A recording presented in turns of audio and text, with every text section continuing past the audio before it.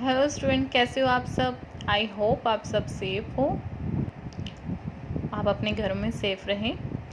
मैं श्वेता मेहरा आपके सामने बीएससी फर्स्ट ईयर का टॉपिक फुल वेव रेक्टिफायर करवाने वाली हूँ। लास्ट वीडियो में हमने हाफ वेव रेक्टिफायर किया था। उसमें क्या था, वो ओनली 1/2 वेव को ही एसी की जो है उसको डीसी करंट में कन्वर्ट कर रहा था। बट हमारा फुल वेव यानी हमारी जो नॉर्मल साइन वेव है वो पॉजिटिव और नेगेटिव दोनों को ही क्या कर रहा है, कन्वर्ट कर रहा है डीसी में।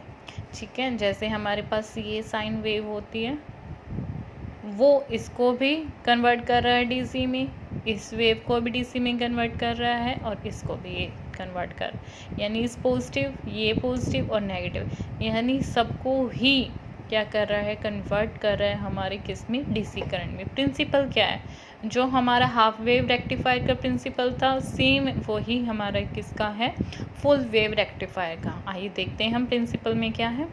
It's working is based on the principle that the PN junction diode conducts when forward bias।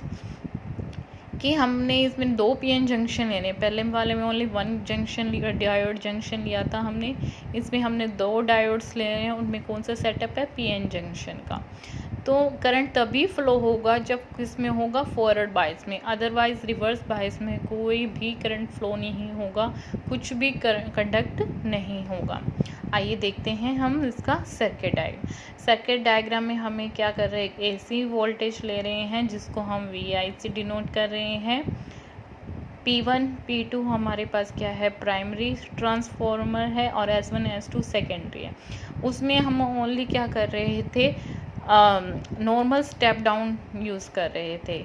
ये स्टेप डाउन तो है लेकिन कैसा स्टेप डाउन है, ये है step down central tapped, means central tapped transformer हम यूज़ कर रहे हैं। नॉर्मल हम ट्रांसफॉर्मर यूज़ नहीं कर रहे हैं, step down central tapped transformer. Diode मैंने आपको बोला था 2 डायोड यूज़ कर रहे हैं, D1 एंड D2। जो हमारी आउटपुट आएगी वो किसके क्रॉस आएगी, RL के, जो हमारा क्या है, लोड रेजिस्टेंस। यहाँ से हम क्या कर रहे हैं, आउटपुट गेन कर रहे हैं। The circuit diagram of full wave rectifier of 2 PN junction diode, 2 PN junction diode है। ठीक है, P1 P2 और S1 S2 क्या है, प्राइमरी और secondary step down central tap transformer है। Okay, a source of alternating voltage is connected to the primary of transformer. हमने कैसा यूज़ कर रहे हैं, AC वोल्टेज यूज़ कर रहे हैं यहाँ पे, किसके अक्रॉस, P1 P2 यानी प्राइमरी ट्रांसफॉर्मर के अक्रॉस।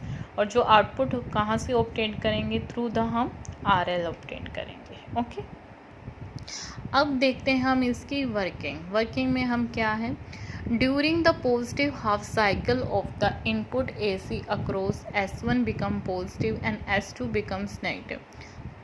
हम पहले क्या ले रहे हैं, जो हमारी इनपुट वोल्टेज है यानी AC का हम फर्स्ट पॉजिटिव ले रहे हैं, जिसके कारण क्या होगा, जो हमारी सेकेंडरी ट्रांसफॉर्मर है S1 क्या हो जाएगा, पॉजिटिव हो जाएगा और S2 क्या हो जाएगा, नेगेटिव हो जाएगा। क्योंकि हम क्या कर रहे हैं, पहले पॉजिटिव आएगा तो इसलिए पॉजिटिव, तो अदर साइड क्या रह जाएगी, नेगेटिव, यानी this one negative. Okay, so due to the diode D1 किस में आ जाएगा, फॉरवर्ड बायस में, क्योंकि हमारा ये क्या है P और ये क्या है N। P में क्या होता है, पॉजिटिव साइड होता है यानी होल्स की मेजॉरिटीज़ होती है, और N में इलेक्ट्रॉन की मेजॉरिटी होती है। जब P साइड पॉजिटिव टर्मिनल से कनेक्ट होता है तब हमारा क्या बनता है, फॉरवर्ड बायस। अब हमारे पास due to the diode D1 किस में आ गया, फॉरवर्ड बायस में, क्योंकि P से कनेक्ट है। और हम D2 की बात करते हैं, अब इसमें भी क्या है, PN जंक्शन है हमारे पास। अब P किससे कनेक्ट हो रहा है, नेगेटिव से, यानी हमारा जो होल्स हैं वो किससे कनेक्ट हो रहे हैं, नेगेटिव से, जिसकी वजह से ये क्या हो जाएगा, रिवर्स बायस में हो जाएगा। यहाँ पे फॉरवर्ड बायस हो रहा है क्योंकि पॉजिटिव P से कनेक्ट है, यहाँ किस में हो रहा है, रिवर्स बायस में, क्योंकि P नेगेटिव से कनेक्ट हो रहा है। So only forward bias current in the flow in D1 और and RL shown by arrow. अब देखो यहाँ से क्या हो गया, करंट फ्लो हो गया, सिर्फ इस एरिया में देखो, यहाँ से हमने क्या कर लिया, करंट फ्लो हो गया, वो करंट यहाँ पे फ्लो होके RL के अक्रॉस आ गया और यहाँ पे हमारी क्या है, वोल्टेज में। अब पूछो यहाँ पे क्यों नहीं हो रहा। अब देखो जब हमारे पास रिवर्स बायस होता है वहाँ पे क्या होता है, करंट मैग्नेटिक कैरियर्स के कारण फ्लो होता है। अब मैग्नेटिक करंट क्या होता है, बहुत ही लो करंट होता है, नेग्लिजिबल होता है, इसलिए D2 के अक्रॉस कोई भी करंट पास नहीं होगा। अब देखो जब हमारे पास यह फॉरवर्ड बायस में कंडक्ट आया तो वहाँ पे हमारा फॉरवर्ड करंट होगा, जहाँ पे क्या होगा, वोल्टेज ड्रॉप होगा। वोल्टेज ड्रॉप होगा तो हमें आउटपुट कहाँ मिलेगी, अक्रॉस RL के, ठीक है। D2 में कोई करंट पास नहीं होगा क्योंकि मैग्नेटिक कैरियर्स होते हैं, इसी वजह से। In this case current due to किसकी वजह से होगा, RL यहाँ पे आएगा, RL से हम आएगा किसकी वजह से, हमारे पास डायोड D1 की वजह से, क्योंकि फॉरवर्ड करंट D1 है, D2 में कोई करंट पास नहीं होगा क्योंकि वो रिवर्स बायस में है। तो हम वोल्टेज अक्रॉस करेंगे किसके क्रॉस, RL के क्रॉस। तो पॉजिटिव का किसकी वजह से, D1 क्या है, डायोड D1 की वजह से हो रहा है, इसलिए पॉजिटिव का यहाँ पे हमने D1 से जोड़ के रखा है। यानी हमारे पास D1 किसको डिनोट कर रहा है, डायोड D1, जिसकी वजह से करंट क्या हो रहा है, सर्किट में फ्लो हो रहा है। नाउ सेकंड, अब हमारी इसकी बारी है नेगेटिव हाफ साइकिल की। तो इसमें क्या होगा, during the half negative cycle of the input AC across S1 become negative and S2 become positive।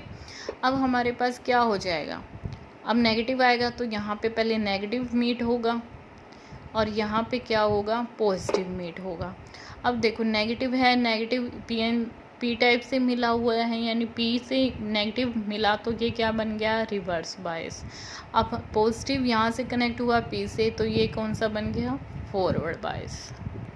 Okay, ये फॉरवर्ड बायस बन गया। अब ये रिवर्स बायस बन जाएगा।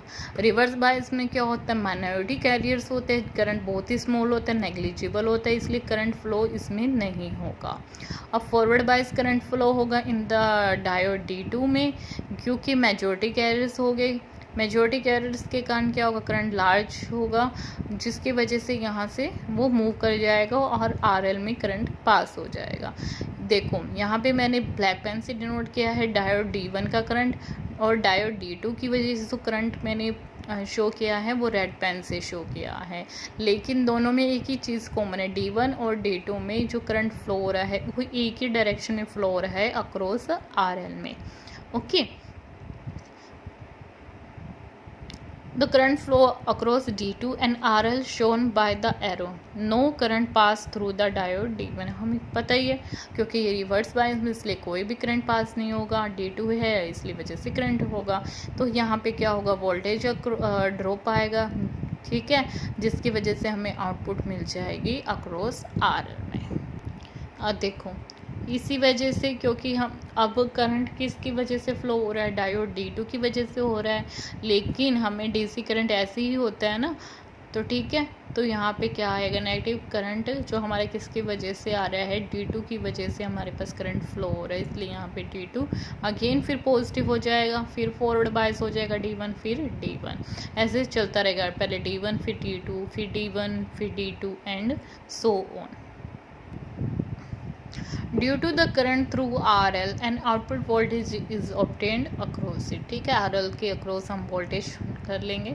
Thus we observe that the during the both the halfs current, जो हम half current हमारे दोनों ही आ रही है, पॉजिटिव और नेगेटिव वाले half current through RL follows in the same direction. मैंने आपको बताया था दोनों ही RL के अक्रॉस सेम डायरेक्शन में फ्लो हो रही हैं, सो वी गेट यूनिडायरेक्शनल, इसी को हम क्या बोलेंगे, यूनिडायरेक्शनल DC आउटपुट सिग्नल। तो स्टूडेंट्स ये था आज का हमारा full wave rectifier.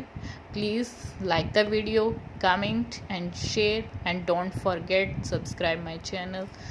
Thank you so much. Bye bye, take care, be safe, using mask, okay।